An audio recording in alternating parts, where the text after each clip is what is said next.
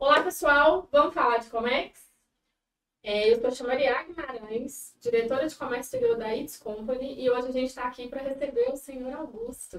Senhor Augusto Carlos, engenheiro agrônomo, mestrado e doutorado na área de fitopatologia. É Isso, isso, senhor Augusto? doenças de planta, isso.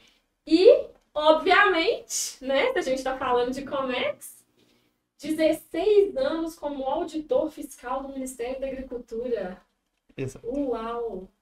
Senhor Augusto, quanta história, né? Deve Bom, ter aí. obrigado, Maria, pelo convite, né? Imagina, é E um prazer e um privilégio receber o senhor é aqui. um prazer poder conversar com uma pessoa tão interessada, tão entusiasmada. Com o comércio Bom, exterior. Senhor Augusto, a gente.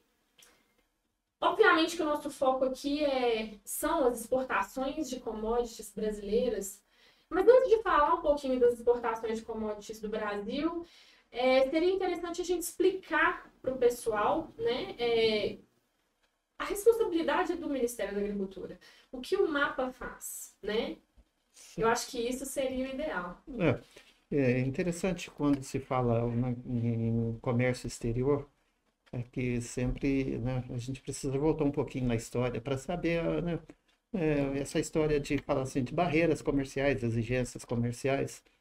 Então, quando a gente volta lá na nossa, né, nos primórdios da civilização, quando o homem deixou de ser caçador e passou a ser nômade, ele então passou a criar animais e a cultivar plantas, aí já começam as barreiras, porque ele tinha que colocar uma barreira ali em volta da sua criação, para a criação não fugir, tinha que colocar uma criação, uma proteção, uma cerca em volta da sua produção ali para os animais não chegar e comer o que ele plantou.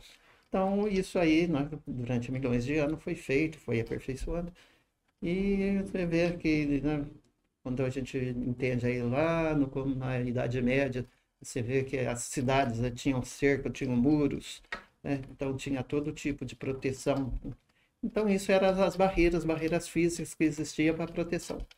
E quando se começa lá mesmo na Idade Média, no mercantilismo, comércio, não existia muito dessas coisas de exigências de barreira, né? Era uma coisa livre e, e assim foi durante, né, algumas centenas de anos. A gente chega aí no. O que não era muito bom, né? Porque quando isso começou a acontecer de forma desregulamentada, vamos colocar assim, né? É, entrava qualquer coisa para o país e saía qualquer coisa do país. Isso. Mas a gente tem que entender que, né, apesar de toda essa, que chamamos essa desregulamentação, isso, né, foi o que nos impulsionou até aqui, né? Sim, Você pega aí né, a história das grandes navegações lá nos 1500, isso tudo foi o quê? Foi o comércio, né, que sim. estimulou isso, busca de novas rotas. Então, só que isso, né, esse comércio, depois, né, já começa a aparecer as barreiras. Então, nós tivemos aí, quando a gente pensa na metade do século passado, onde nós tivemos duas grandes guerras, onde esse comércio aí teve né, uma coisa assim, uma reviravolta, que se, né, as barreiras era muito em termos de interesse, eu vendia para o meu aliado, não vendia para o meu inimigo, e eu vendia o produto, eu passava a produzir o que ele estava precisando, e aí foi até que no final da Segunda Guerra, né, em 1945, começa a ter então uma preocupação de voltar a regular isso aí. E nesse período, né, conturbado aí, tinha as barreiras de quê? De preço, né? Se taxava, tinha as taxas, você para vender para mim, às vezes eu taxava seu produto, tinha que pagar taxa, e era essa lei que, né, praticamente. E quando chega o final da Segunda Guerra, começa-se, né, tentar novamente organizar esse comércio. E é onde surge, né, então, o comércio das tarifas, né, o GATT, né, o GATE, como queira, né, as tarifas, que é um processo que inicia em 1947, que visava, né, desde o começo, a Organização Mundial do Comércio, né, a OMC.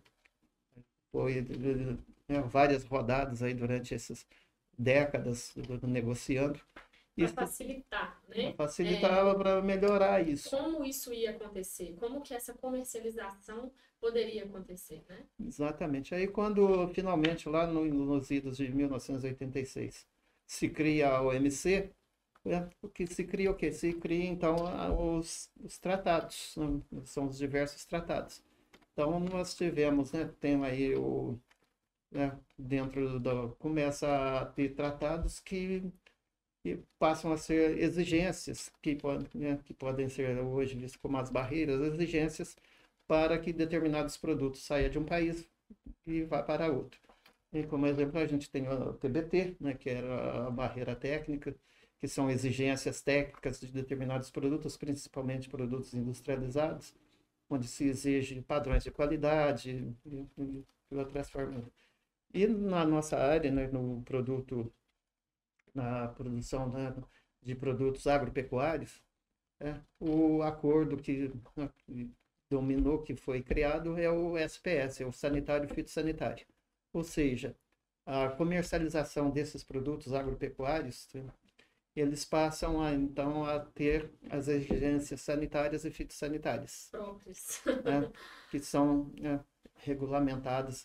Então foi criado aí as organizações internacionais, tem a OIE, a Organização Internacional de Epizootias, que cuida da parte animal, dos produtos animais, e tem né, o acordo da parte vegetal também. Então, esses... Por isso eu digo próprios, né? São específicas, porque cada produto tem né, as suas características, as suas particularidades. É isso que os profissionais de comércio exterior, né, e as outras pessoas que não estão inseridos nesse meio internacional precisam entender. Não é simples exportar os materiais e produtos do Brasil, né? A gente tem aí grandes exigências, não só para enviar, mas também para receber. Sim, né? Hoje todo o comércio, o comércio internacional, né, dos produtos agropecuários, eles passam por uma certificação que garante o recebimento de um produto hoje, é o processo de certificação. E o que é isso? O que é esse processo de certificação? Né, quando se faz um acordo bilateral entre o Brasil e um outro país, seja para importar ou exportar, nós vamos fazer os acordos de como vai ser esse comércio, o que vai ser exigências. Então, na área vegetal, por exemplo, né, quando se quer importar algum produto, nós temos que saber o que é aquele produto, onde ele é produzido e quais pragas está associado àquilo que pode vir. Então, a certificação, nós vamos fazer exigências de acordo com a condição fitossanitária que eles têm lá na produção do produto deles, e vamos fazer exigências. E quem que vai cumprir essas exigências? Os produtores deles. E quem vai dizer... País, cultura, isso tudo tem impacto direto nos acordos. Isso. E quem é que vai dizer que os meio produtos... Tem algumas coisas de meio ambiente também, só que a parte de meio ambiente não é afeta direto ao Ministério da Agricultura. O nosso certificado, né, o certificado do Ministério da Agricultura, ele é da parte sanitária, que é relacionada aos animais, e fitossanitária, que é dos vegetais. Né? Existe hoje muitas exigências, né? Inclusive outros processos de certificação. Você pega o GAP, no caso da Europa, né, que são certificações que exigem ver a parte ambiental, a parte social, né, que vê outras coisas. Mas esse certificado internacional que é dado pelo Ministério da Agricultura é exatamente para atender essas exigências que estão dentro das barreiras sanitárias e fitossanitárias. Então, esse é o papel. Então, foi feito o acordo com o país, ou que vai mandar o produto, ele vai ter que atender aquelas exigências. E quem é que garante para nós que isso foi feito? É o que nós chamamos de ONPF, que é a Organização Nacional de Proteção Fitossanitária. Essa ONPF, ela vai verificar a produção lá, se está feito de acordo com o que está sendo exigido, e se está tudo ok, eles emitem, então, um documento, né, que é o certificado fitossanitário, que é o documento para comércio internacional, dizendo que aquelas condições foram atendidas. Da mesma forma, quando há exigências. E isso, né, são processos que são auditáveis. Nós temos vários comércios, por exemplo, exportação de laranja para a União Europeia, que eles têm uma série de exigências conosco. Periodicamente, eles vêm aqui para verificar se aquilo que a gente está certificando, se realmente é aquilo que está atendendo, né? Então, eles vêm, eles passam, fazem as inspeções nos produtores, nos nossos sistemas de certificação, para garantir que realmente aquilo que nós certificamos é verdadeiro. Ou seja, o que a gente chama dos grandes desafios enfrentados aí nas exportações, né, de produtos e materiais brasileiros, na verdade, essas instituições, elas tiveram elas foram e são, né, muito importantes para o crescimento desse comércio internacional, né? Porque, na verdade, essas regras, elas regulamentam o que vai acontecer entre o país e o outro, o que pode acontecer entre o país e o outro, inclusive para proteção. Exatamente, a ideia é essa, é a proteção, as medidas sanitárias e fitossanitárias, né, a própria definição lá dentro do acordo, elas são para proteger, né, a vida, o ambiente, né, e o ecossistema, seja animal, vegetal.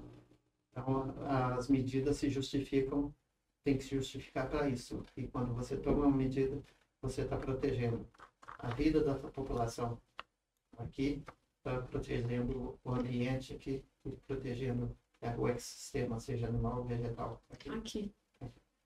Então, mas isso tem que ser justificado tecnicamente. Não pode ser do nada, né? Não. E isso... Com embasamento de estudo... Existe um processo, né, que é chamado análise de risco, que tem que ser feito. A análise de risco hoje é uma coisa que se usa para tudo, né? Você usa lá no comércio, aqui interno, você fazer análise de risco da tua empresa, você usa. E no comércio exterior, principalmente dos produtos animais e vegetais, todas as exigências são feitas com base numa análise de risco. Então, tem todo um processo, que normalmente existe uma equipe, né, que entende desse processo, tem que fazer todo um levantamento, e isso normalmente é um processo bem demorado, não é um processo rápido. Né? São um processo que envolve muitos técnicos, às vezes envolvem visitas ao local, igual nós, em 2019... No final de 2019, nós, com o Ministério da Agricultura, nós fizemos uma auditoria no Egito, porque eles tinham alguns produtores brasileiros querendo importar laranja do Egito. Missão internacional, seu Augusto, pelo Ministério da Agricultura? Fomos lá para saber, para ver o que eram os processos, como eram os processos de produção deles, o que eles faziam, que dava respaldo para garantir que o certificado que eles estavam mandando, né, nos dava uma segurança de mitigar o risco de algumas coisas que eles tinham lá e que a gente não tinha. Controle de pragas. Principalmente. Que interessante. Então, isso hoje... Eu acho que muita gente nem sabe disso, tá, Céu? Então, esse é um processo que realmente não é um processo demorado, não é um processo rápido, ele é um processo demorado. E uma das coisas que a gente entende que é o seguinte, que para muitos países e para muitos produtos já existem os acordos bilaterais. Sim, então, muito bem definidos, inclusive. Mas na própria OMC existe o Acordo de Livre Comércio. Até para o livre comércio, que é uma promoção, né? O livre comércio entre alguns países. Até a promoção do livre comércio tem regras. Sim, mas o livre comércio... você faz um livre comércio, tem países que por exemplo, tem um determinado país que quer importar arroz aqui do Brasil. Ele, de repente ele não produz arroz para ele não é uma cultura importante, então não tem nada que possa sair do nosso grão de arroz, com a nossa coisa para lá, que vai causar problema, porque eles não têm. Então, essa história, o que com a exigência? Nenhuma. Você pode mandar do jeito que for. Tem, às vezes, alguma exigência de qualidade, tal, mas fitossanitária não tem. Né? Então, a gente não... E tem alguns produtos que, de acordo com o nível que ele é levado, né? Por exemplo, açúcar da cana-de-açúcar, ele é um produto que não exige certificação fitossanitária. Por quê? Porque não existe nenhuma praga, nenhuma coisa que possa ir agregado ao açúcar devido ao processo industrial que ele passa. Então, os produtos, né, e a mesma coisa na área animal. Determinados produtos, de acordo com o processo né, que ele passa, do processamento, às vezes ele não precisa de exigência. Mas quando você pensa, por exemplo, em animal vivo, que tem igual alguns países que importam, né? Em carga viva. Carne, natura, né? Às vezes carne processada, dependendo do processado, há uma série de exigências. E isso tudo é feito de acordos, né, em acordos bilaterais. Tá? Por isso que a gente tem de explicar, senhor Augusto. Vocês querem exportar açúcar, arroz, feijão. Cada produto tem um tipo de legislação, tem uma legislação única, regras únicas para aquele produto. E as exigências não são diferentes para cada... Não são simples. E são diferentes para cada destino. Né? Por exemplo, para a gente exportar um produto para a Argentina ou aqui para o Mercosul, a gente já tem, né, como a gente tem o Mercosul, existe o COSAV, que é o Comitê de Sanidade, né, Vegetal do Cone-Sul, que dita as regras, não que dita as regras, mas ele que normatiza essas regras, né, de acordo com os representantes dos vários países que fazem parte. Eles sentam, negociam e definem, falam, bom, esses produtos aí, mesmo que seja, né, vamos no exemplo do arroz, aí já fica acordado, nós temos a pauta para mandar arroz para o Chile. Já tem a definição quais são as exigências dele. Para a Argentina, está definido o que são as exigências. Para o Paraguai. Aí para cada país, né, importador ou exportador, tem as exigências já acordadas dentro disso.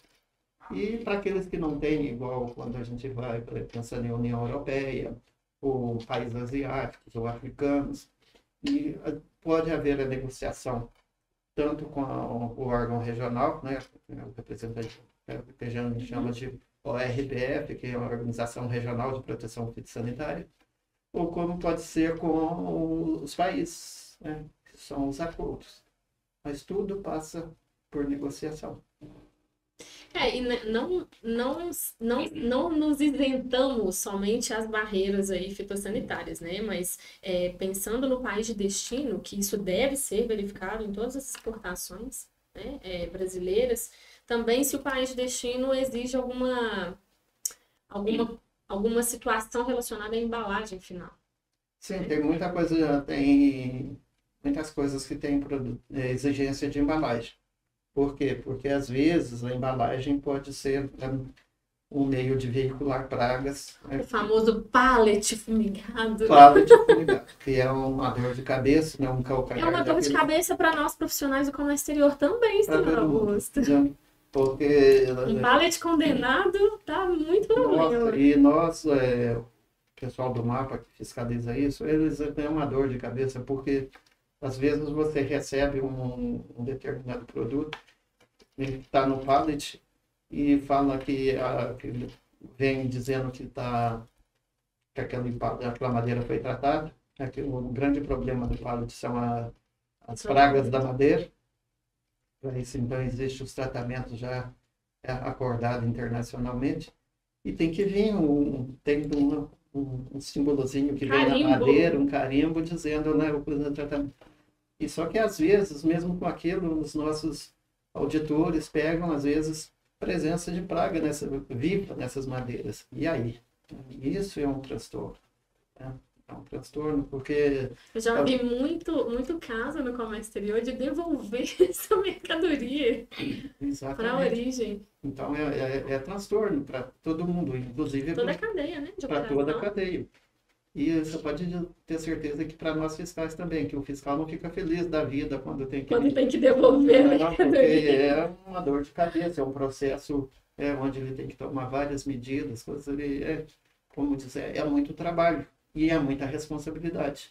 É, um Então, transtorno muito para nós, o grande. ideal é que a coisa chegue redondinha, certinho. Chegou redondinho, certinho, para nós é maravilha. E aí fica a dica, né, senhor Augusto? Qual que é a dica? Vamos antecipar os riscos nas exportações e importações, Exatamente. né? Né? E isso aí é interessante para quem, né, quer trabalhar nessa área de importação e exportação, conhecer, saber o que são as exigências, né? Saber entender, ou como se não entende, ou pelo menos tem alguém que entenda, né, para Sim. dizer, Fazer olha, as consultas necessárias nos órgãos exatamente. anuentes, né? Porque no Ministério da Agricultura, nós temos lá no portal, na parte de exportação, nós já temos né, os requisitos fitossanitários, tanto para exportação quanto de importação. Então, hoje, se você deseja exportar feijão para um determinado país, provavelmente se você entrando no portal do Você já tem Ministério, as regras, né, né? lá já possa ter, falar, exige exportação de feijão para esse país, precisa atender esses requisitos. E esse é o para casa que a gente sempre faz a cada projeto, né? O que a gente faz é, a gente entende que a nossa legislação pede, exige, e a gente checa com o país de destino que está importando, que está comprando aquele produto do Brasil através da nossa empresa e entende com aquele país quais são as exigências deles. Para entender se as nossas exigências são suficientes. Muitos destinos, muitos países pedem outros documentos, né? Que outros documentos seriam esses? Certificado de origem, as tantas DAs lá, né, senhor As Augusto? declarações adicionais. E isso aí, como diz, essas declarações, isso já foi acertado em acordos bilaterais. E a história assim, quer dizer que é fixo, morreu? Não. Se você, as coisas, né, como diz, a única coisa fixa que a gente tem é a mudança, né? É a única constante que tem é a mudança. E as coisas mudam. Então, às vezes, alguma exigência que foi feita no passado, às vezes hoje ela não cabe mais. Né? Seja que, vamos supor que a gente está importando, mandando um produto, onde antes eles pediam um documento com relação à praga e hoje essa praga foi erradicada, não existe mais, foi provado, ou tem medida de controle, mudou a situação. Então, às vezes, né, tem que... Mas isso não é feito, não é o importador que vai negociar lá com o exportador. Isso tem que passar pelo Ministério, porque quem faz toda essa negociação bilateral é o representante, a nossa ONPF, do Ministério da Agricultura, que negocia com o outro lá. E então, essa negociação, essas exigências, ela tem que ter toda uma base científica. Então, às vezes, o produtor que está aqui, ele tem conhecimento de um trabalho de uma universidade que foi feito, que conseguiu ter uma técnica, uma metodologia que está sendo usada. Tem um embasamento técnico para isso. Tem que ter. Hoje, o sistema SPS, ele é todo baseado em ciência. Muito interessante. Senhor Augusto, muitos profissionais questionam, né, e até importadores, exportadores questionam a tal da inspeção pré-embarque, né? E a gente sabe que a gente contrata, nos casos que são exigidos, né, das commodities aí, a gente contrata a inspeção, o SGS, que é o que é feito no porto de origem, mas esse trabalho de inspeção contratada de uma empresa global, ele também é acompanhado pelo fiscal do mapa. Sim. No terminal alfandegário, correto? Sim, porque se tem a inspeção pré-embarque, isso é uma exigência do país. E isso vai no certificado fitossanitário. Tá?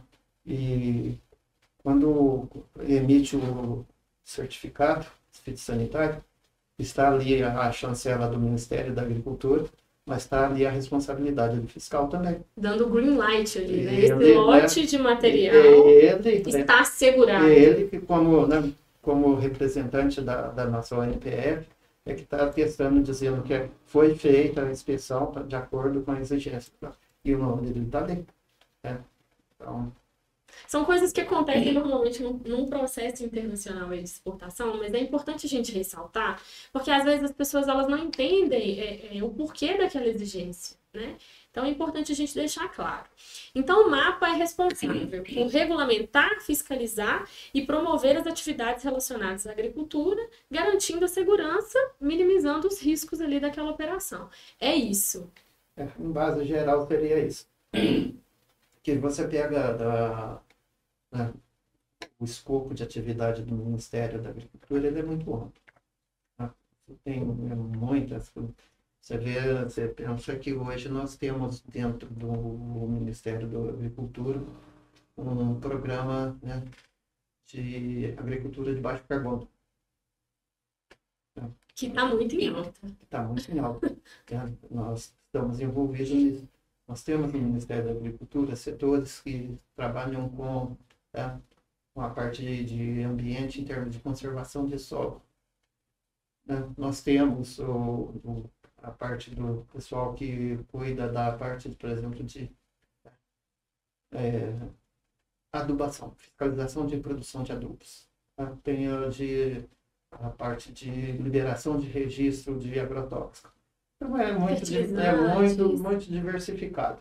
Mas tudo visando o quê? Visando a garantia dos produtos, né, que atenda a necessidade do público consumidor, seja ele nacional ou seja internacional. Então, a visão geral dentro das atividades do Ministério é isso. E na parte de comércio exterior, como eu disse a você, né, nós somos quem emitimos um certificado que garante que aquele produto, né, se tem uma exigência do certificado, nós estamos exigindo que aquele produto que está, aquela carga que está indo com aquele certificado, atende às exigências do nosso comprador, que foi tomada todas as medidas que ele pediu, que foram feitas, e nós estamos falando que elas foram feitas. A gente precisa, como profissionais, né, da área de comércio internacional, a gente precisa ver os órgãos anuentes, nesse caso o Ministério da Agricultura, mais como apoio, né? Como um órgão que está ali mais para ajudar. Hoje, né, nós temos que ter a visão seguinte. A maioria dos produtos, principalmente vamos até aqui os nossos produtos agropecuários, se tem exigência, o comércio não existiria se não existisse o Ministério da Agricultura. Dentro da estrutura que nós temos hoje, você não conversa em termos de exigência de produtor para o comprador. Hoje nós temos os nossos ONPF, né, que são as Organizações Nacionais de Proteção Sanitária, são elas que dizem, eu, produtor, chego para você, eu vou mandar, quero vender para fulano de tal. Então, quem vai negociar as condições são as ONPFs. Fala, você quer comprar? Tudo bem, mas deixa eu ver quem está produzindo o quê, como está produzindo. Então, todo esse comércio hoje, tem que entender que passa pelas ONPFs, não tem outro caminho. Como diz o nosso mentor Renato, não tem caminho mais fácil. Não tem. Tem que passar por quê? Porque é a garantia, quem garante essas qualidades fitossanitárias são as ONPFs. Se não tem exigência nenhuma, você está livre para mandar lá o que você quiser, tudo bem.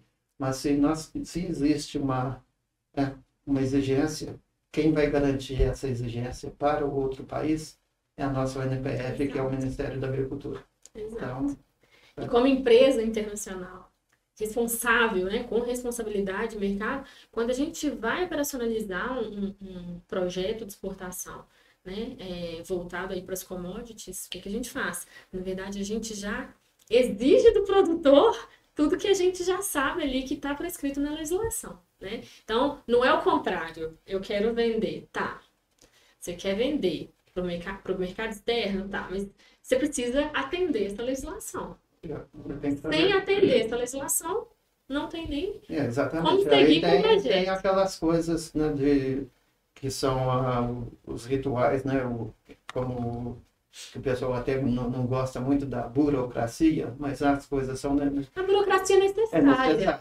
Não pode ser uma burocracia, né? Sim. Mas não, a burocracia ela é necessária, porque você tem que ter planejamento, tem que ter controle. Então, se você não tem o passo a passo da coisa, você não sabe o que você vai fazer. Né? Então, você tem que ter. Então, por exemplo, eu tenho que cadastrar no Siscomex. Bem, por quê? Porque como é que eu vou saber que você está vendendo? Como que eu vou saber quem que eu vou acionar para fazer lá a inspeção? Se é uma inspeção de origem, como que eu vou saber se você não tem um canal de comunicação? Então, é interessante isso que você coloca, Chamando, que o pessoal tem que ver que o Ministério não como empecilho, mas como parceiros. Sim. Né? Que o nosso, eu digo nosso, apesar de ser aposentado, né? Mas o Ministério ainda, o papel do Ministério é muito importante, né? Porque ele é que faz essa ponte, né? Sem a qual o comércio não acontece. E hoje nós temos nossos adidos agrícolas, né? Que são auditores fiscais federais, que estão no trabalho, né, em diversos países, diversos pontos. Né? E eles fazem o quê? Eles são essa ponte de descobrir lá, né, quem está interessado em comprar o quê. Eles fazem propaganda lá dos nossos produtos, né? Propagandas. Eles levam a promoção, né? Vamos dizer assim, eles promovem a exportação dos produtos brasileiros. Eles abrem comércio, né? Porque eles, como representante como adido agrícola, eles estão lá, né, no setor de comércio, de importação daquele país. Então, eles estão sabendo o que né, alguém lá, né, eles estão lá numa Câmara de Deus lá, de Comércio Exterior, aí alguém diz assim, puxa vida, a gente está pensando em importar, né, soja, sorgo. Seu país produz sorgo? Nós produzimos sorgo. Produz? Sim, produzimos. Que legal. E aí, vocês têm produtores? Já temos. Aí começa o processo. Aí, qual que é a exigência? O que vocês querem de sorgo? E aí começa o processo. Então, o papel do nosso adido, ele é muito disso, é de abrir comércio. Né? Tanto para nós, em termos de aqui, para a gente exportar para lá, e às vezes até o contrário. Né? Às vezes, de fazer o processo inverso. Que interessante. Então, nós temos hoje, né, inclusive, recentemente, houve um aumento do número de adidos. Né, nós temos bastante coisa, e eles fazem um papel muito interessante. Então, muita coisa de comércio que hoje existe, que foi aberto aí... É feito em campo. É o papel dos nossos auditores lá, os adidos agrícolas. Isso não é fomentado, vamos dizer assim, não é... Eu acredito que às vezes isso não é levado ao conhecimento, às vezes nem do público interessado. Talvez seja aí um problema de comunicação, né? Vamos colocar como um ponto em melhoria. Exatamente. Né? Porque nos ajudaria bastante, né? Como diz aquela história, né? Diz que o ovo da galinha vale mais porque ela faz propaganda com ela. Então, falta, talvez, né, o setor responsável, ele está olhando lá para fora, a importância dele lugar, mas esquece de falar para os nosso público interno aqui, fala, olha, se você precisar, nós temos gente lá. Então, porque aí eles identificam, eles vão identificando as demandas lá, e vão trazendo, encaminhando essas demandas para nós aqui, para o nosso para as empresas responsáveis operacionalizarem, então, essas exportações, né, esses projetos grandes. Seria ótimo. Informação importante, hein? Sempre. Muito bom. Senhor Augusto, e quando a gente fala, né, voltando um pouco, né, saindo um pouco disso, mas quando a gente fala aí das indústrias, né, que querem começar a internacionalizar, né, que querem, elas produzem alguma coisa aqui, chocolate, biscoitos, né, essas coisas mais brasileiras, né, doces, e querem começar, alguns produtores até da cachaça, né, licores, o Brasil tem muita coisa, estou citando aqui aleatório, mas essas empresas, essas indústrias que querem começar a internacionalizar, através da exportação, né, através da promoção comercial aí dos produtos que elas fabricam, e elas nos procuram, e aí uma das primeiras coisas que a gente pergunta é assim, tá, mas tem registro no mapa? E É, aí a gente se depara, né? tem alguns produtos, né, Muitas vezes não tá, tem até o registro, porque senão nem comercializavam aqui no mercado nacional, né? Quando a gente fala de Ministério da Agricultura, a gente não fala de Ministério da Agricultura para exportação, né? Para o mercado internacional, não. Antes o Ministério da Agricultura atua nacionalmente. Mas a gente se depara com um registro que ainda não está totalmente pronto, totalmente adequado, totalmente dentro da exigência para que a empresa possa seguir com os processos aí de internacionalização.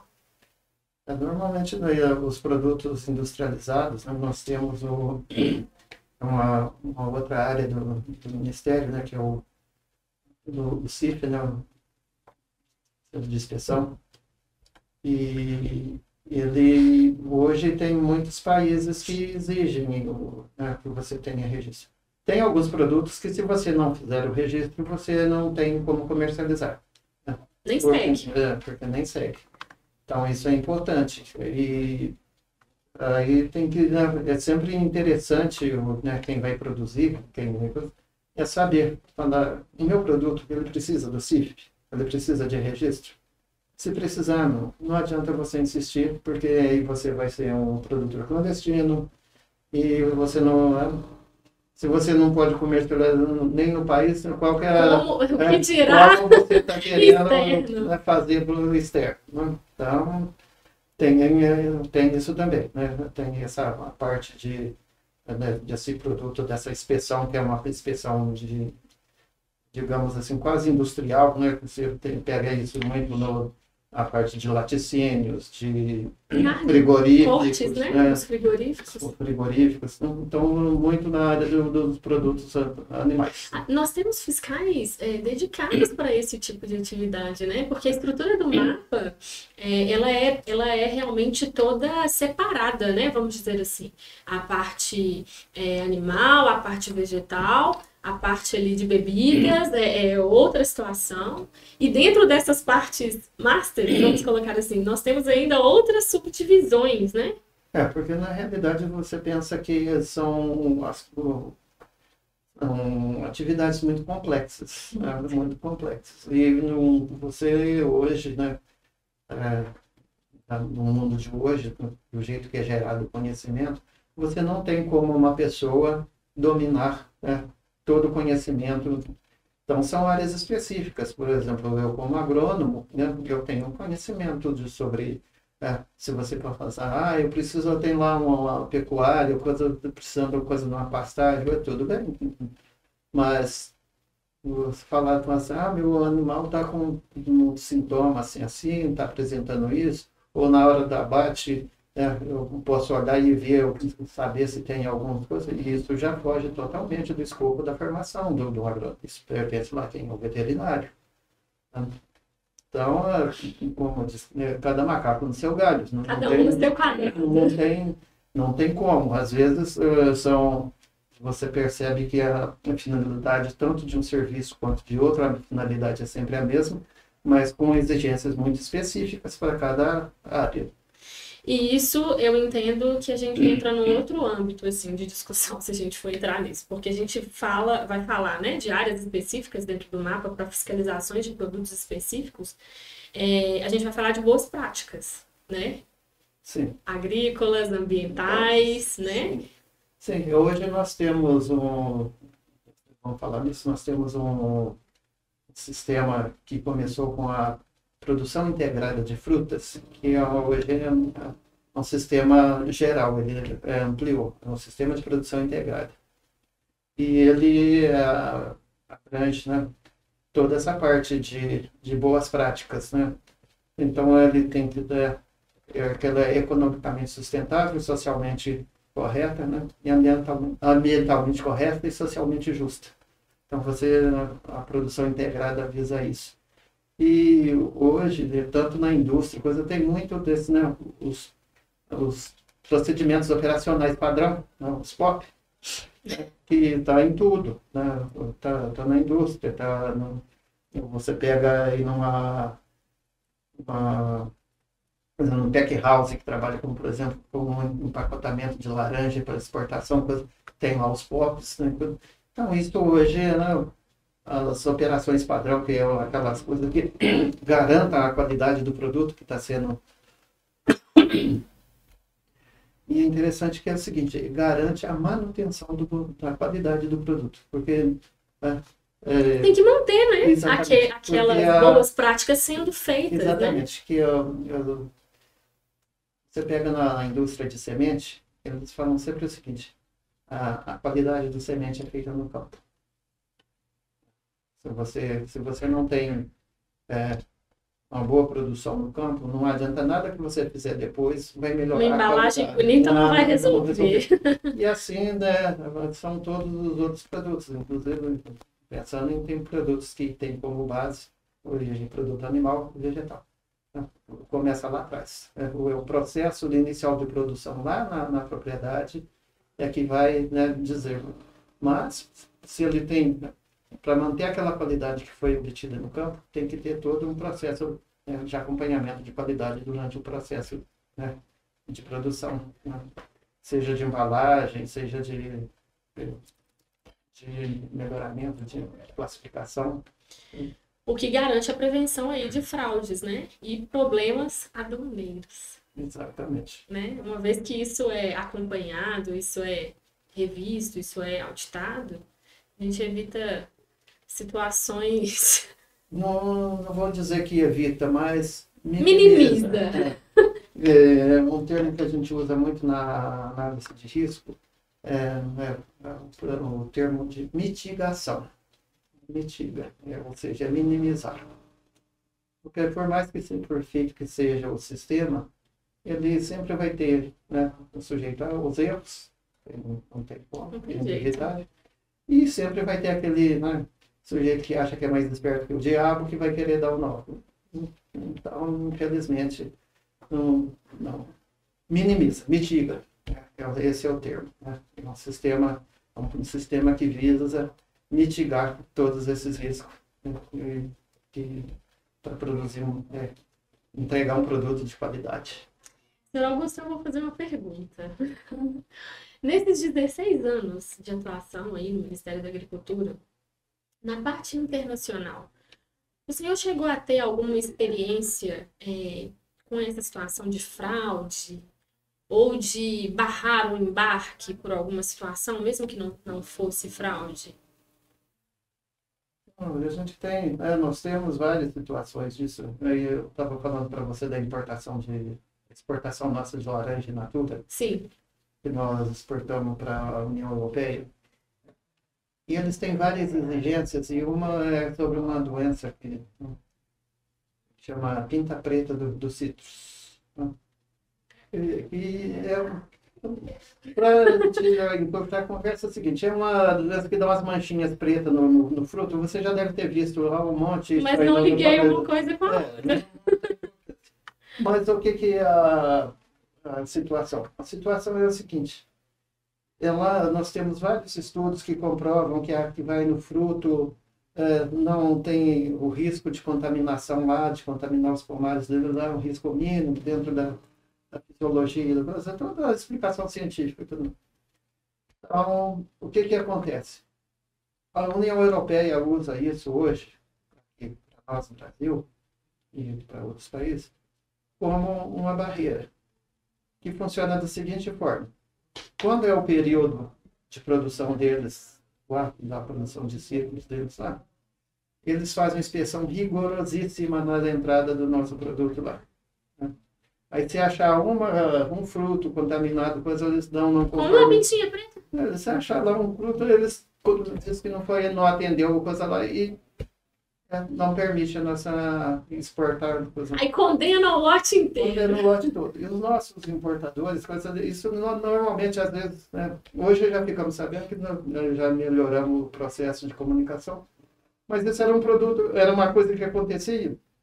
E às vezes a nossa ONPF aqui nem ficava sabendo que houve esse rechaço de carga. Não Porque... tinha a troca de Não, informações. porque acontecia o seguinte, o representante do exportador, do transportador, chegou lá na Espanha. Eles barraram aquela carga. Aí falaram, olha, ela foi barrada, mas a gente podemos entregar isso lá no Egito, coisa lá, posso fazer alguma coisa, o contato. Então, isso não retornava à origem, né? Ou seja, o comércio em si, por comerciante, por produtor, ele não era. Mas para nós, como NPF, isso Era importante. Então, isso hoje mudou um pouquinho. Mas, então, nós temos isso em vários casos disso aí, isso é uma coisa que frequentemente acontece. Aí eles falam assim, é ineficiência do nosso sistema. Não, é aquela história do que eles lá, né, usam isso como a barreira que eles manejam de acordo com o interesse deles. Se não está faltando laranja, coisa, eles vão lá, faz a inspeção de uma caixinha, viu, não está bom, mas entrou. Então, isso aí é uma coisa comum. Então, essa história de você ter o rechaço, ter não conformidade.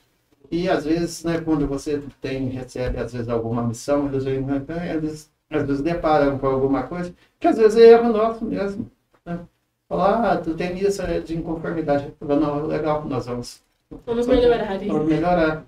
E depois disso, normalmente tem a ata final. É importante, né? Essa troca nas operações internacionais, até para continuar garantindo exatamente as normas, né? As boas práticas. Normalmente, quando tem essas missões, elas têm depois apresentam a ata. Acompanhada, né? De forma dedicada. E tem aí os compromissos que a nossa ONPF assume, né, de tomar as medidas. Com o país de destino. Para análise. E isso nós negociamos e depois, né, se a pessoa quer continuar exportando coisa lá, ele vai ter que se adequar àquelas exigências. Né? Não é obrigado? Não, não é obrigado. Se você não quer exportar, tudo bem. Não precisa estar dentro da legislação. Mas se você quer exportar, precisa atender às exigências. Bom. Legal. Seu Augusto, então, para a gente terminar, e já puxando aí um pouco dessa explanação que o senhor deu das barreiras, e a gente estava conversando um pouquinho, né, sobre barreiras comerciais, e o senhor me deu até um exemplo que a gente chegou à conclusão junto aí que era uma medida protecionista. Né? A importância dessas barreiras, a gente também não pode ver isso como situações e desafios ruins, né? Essas barreiras, elas regem, elas controlam aí as operações internacionais como proteção. E aí, eu acho que vale a gente falar um pouquinho dessa barreira protecionista para explicar a questão da comercialização desleal, né? Ali entre os países. Sim, você está referindo ao que a gente estava falando sobre o açúcar. Do açúcar, exatamente, que no Brasil é da cana-de-açúcar. Nós produzimos açúcar, né, da cana-de-açúcar e nós exportamos para a União Europeia. Só que o nosso produto ele tem taxa, ele é sobretaxado lá. Por quê? Porque lá eles têm uma cultura, né, milenar de produção de açúcar de beterraba. E eles não podem simplesmente desaparecer com essa produção de lá.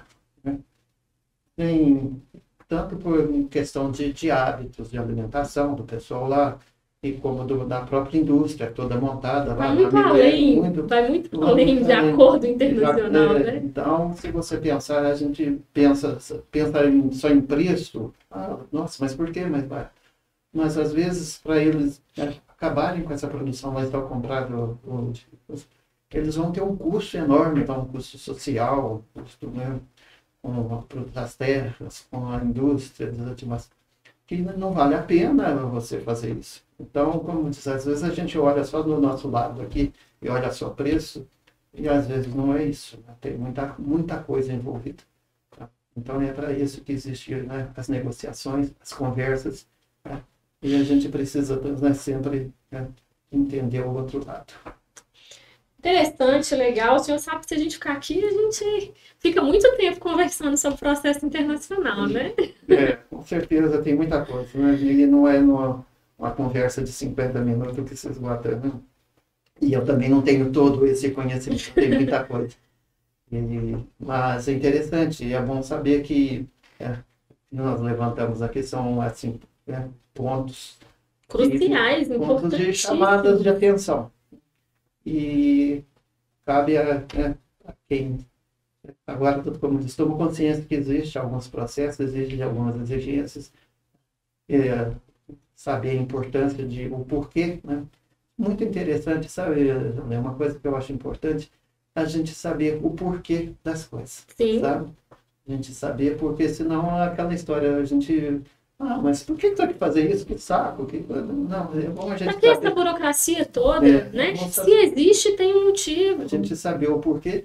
E de repente você pode descobrir um porquê e você de repente fala, opa, eles estão atrasados, vamos lá falar que eles precisam mudar isso aí, não faz mais sentido.